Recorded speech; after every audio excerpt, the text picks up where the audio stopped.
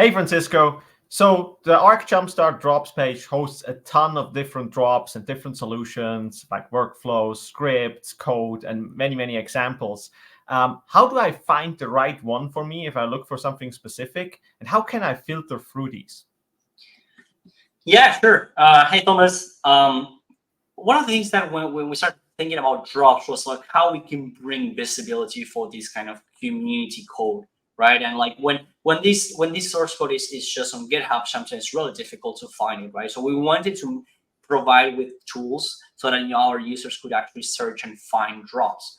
So it's really simple. So when you go into kind of the Jumpstart drops kind of page, you have multiple ways of filtering and search, right? So you can always go ahead and search for a specific term, right? A specific author, right? So I can just go ahead and let's look, like let's look your let's see if like, oh, here you have the unofficial Azure Adaptive Cloud Kit by Thomas Maurer, right? So you can just go and search for that. You can search for different terms, but also you can go ahead and filter, right? So you're gonna see, for example, here I'm filtering for all what is the sample apps.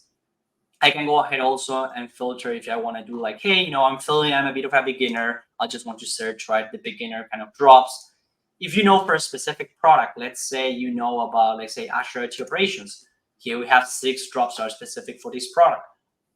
You can always also go ahead and filter based off language. If you know that, I know Terraform, well, there's nothing Terraform right now.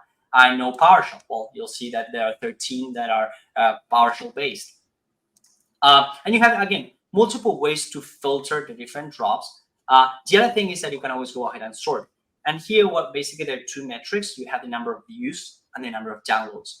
And based on that, you can always go ahead and sort the different drops. So you can sort by newest, which is based on what else, when was this published, when was this modified, what is trending, and what is popular. So again, different ways to find all these drops, and really, really simple, right, to get and learn of a specific drop.